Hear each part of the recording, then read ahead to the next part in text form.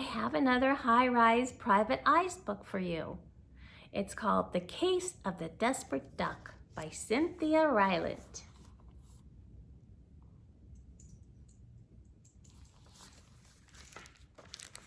In a high-rise building, deep in the heart of a big city, live two private eyes, Bunny Brown and Jack Jones.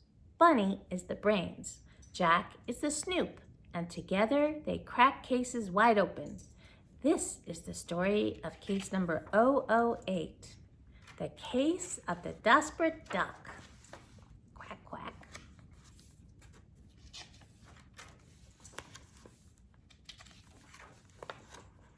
Chapter 1, Popsicles. One day, Bunny and Jack were putting together a puzzle in Jack's apartment. "This is hard," said Jack. "It's supposed to be hard," said Bunny. "But it's a brown pyramid in a brown desert," said Jack. "Right," said Bunny.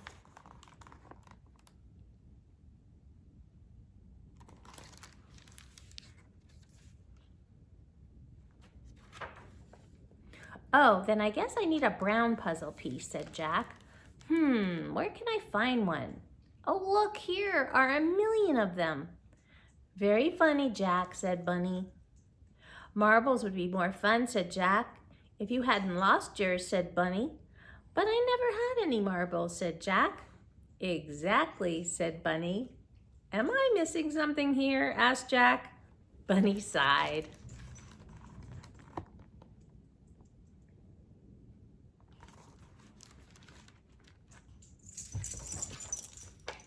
"You're right, Jack," she said. "Brown is boring. Let's do something else." "Goody," said Jack. "Let's go to my place and get popsicles," said Bunny. "Okay," said Jack, "but I'm not eating on the balcony." "Okay," said Bunny.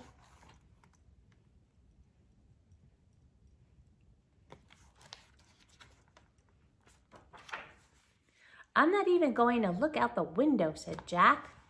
"Okay," said Bunny. "I might not even open my eyes at all," said Jack. "Oh, for heaven's sake," said Bunny. "Just come up for a popsicle." Okay," said Jack. "Only if I get grape." "Grape it is," said Bunny. "If I get dizzy, then I get orange too," said Jack. "Okay, let's go," said Bunny.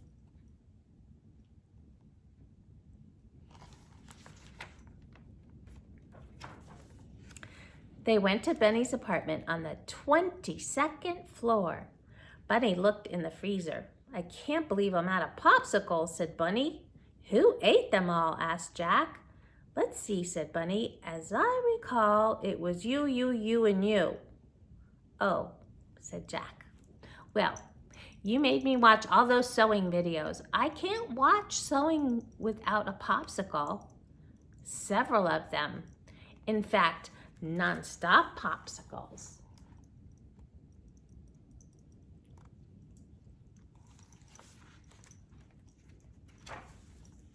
Okay, said Bunny. "I have an idea. Let's go for high tea." "Can't," said Jack. "Afraid of heights." "Very funny," Bunny said, "but you'll get lots of cookies." "Really?" asked Jack. "And sandwiches," said Bunny. "Really?" asked Jack. "And you get to drink out of a fancy flower teacup," said Bunny. "You said cookies, right?" asked Jack. "Let's go," said Bunny.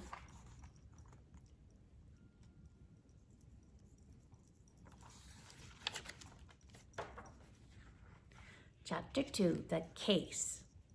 At Mabel's tea room, high tea was in full swing.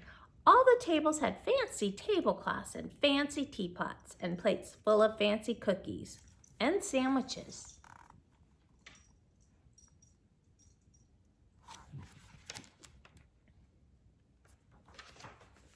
"Wow," said Jack, "fancy." "It's fun," said Bunny. "Cookies are always fun," said Jack.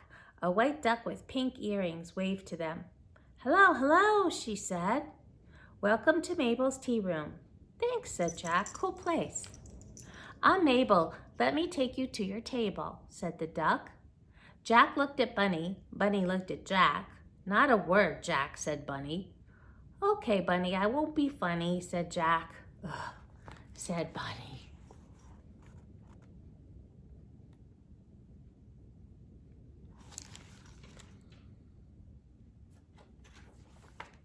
They followed Mabel to a table. Then Mabel left to fix their tea. Cookies and rhyming, said Jack. I love high tea. Ooh, said Bunny. Cucumber sandwiches. Really, said Jack. Let me try. Jack took a bite. Ooh, said Jack. High tea is fun. Suddenly, eek, came a scream. Heavens, said Bunny. Yikes, said Jack. The scream came from Mabel at the tea counter.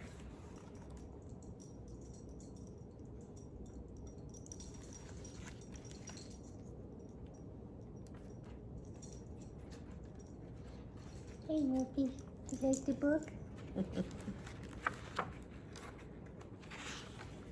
Bunny and Jack ran over to her. What's wrong? Asked Jack. Can we help? Asked Bunny. I just ran out of cubes and my extra box is missing, cried Mabel. You're screaming about running out of sugar? Asked Jack. I thought only I did that. You don't understand, said Mabel. My mother's coming to visit and fancy sugar cubes are her favorite part of high tea.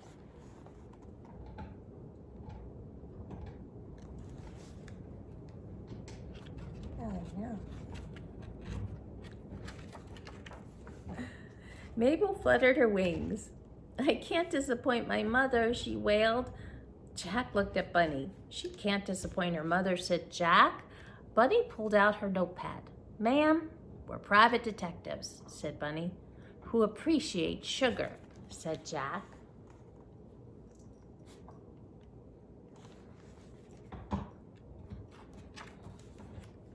Chapter 3, Cubes.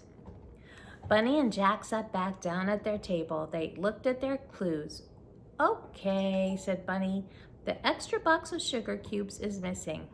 Right, said Jack.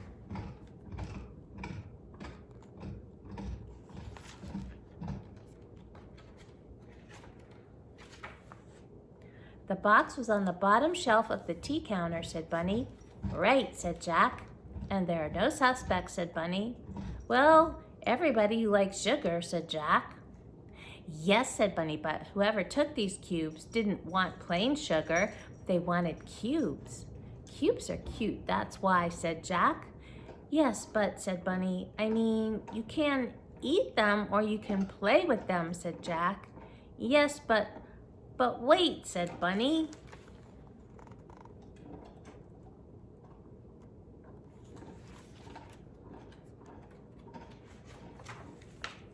You're right. Maybe whoever took them didn't need sugar. Maybe whoever took them needed cubes.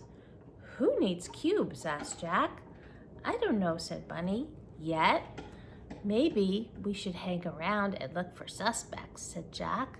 Good idea, said Bunny. Gee, said Jack, how will I ever pass the time? Oh, let's see. Sandwiches and cookies. Ooh, little pink cookies. Just watch, everybody, said Bunny. I'm watching, said Jack. Do I have crumbs around my nose?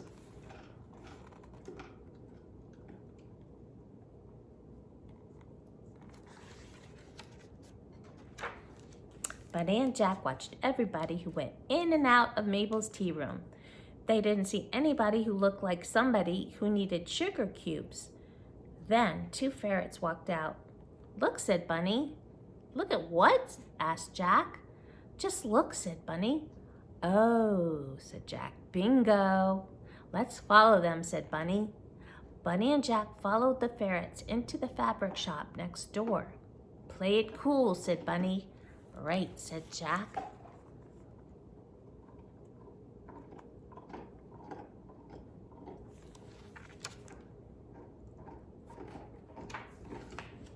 May I help you? The big ferret suddenly asked them.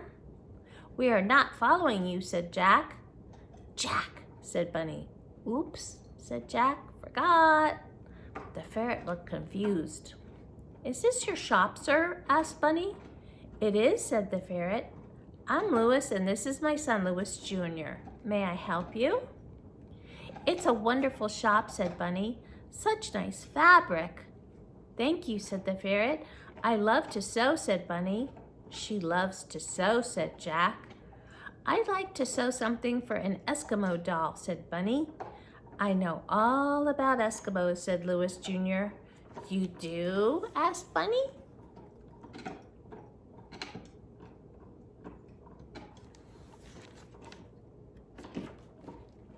The little ferret held up his book. "See," he said. "Right," said Bunny. "I bet you even know how to make an igloo."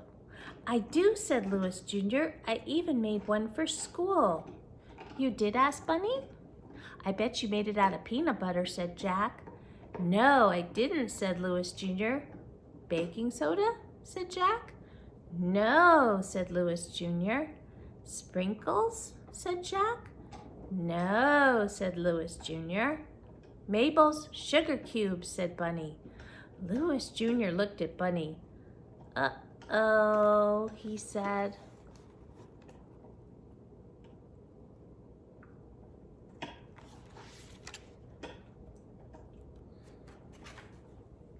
Busted. Chapter 4, Solved. Louis Jr. took what was left of Mabel's sugar cubes back to the tea room. There were still enough for Mabel's mother.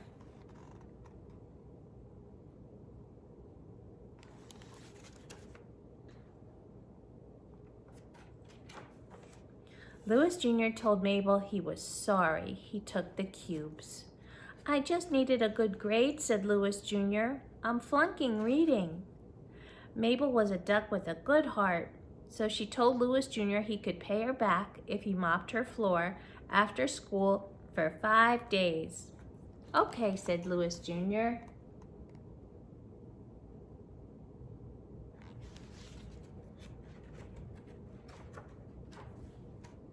"And then I'll help you with your reading," said Mabel. "Cool," said Jack. "Cool," said Louis Jr.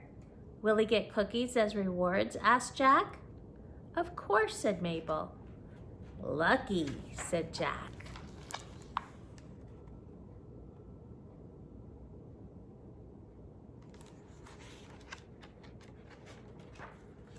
Bunny and Jack went home with coupons for free tea anytime at Mabel's tea room.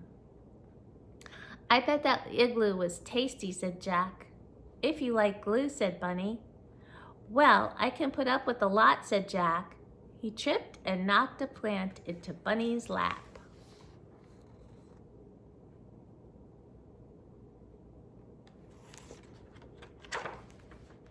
Bunny smiled. "So can I, Jack," she said. "So can I."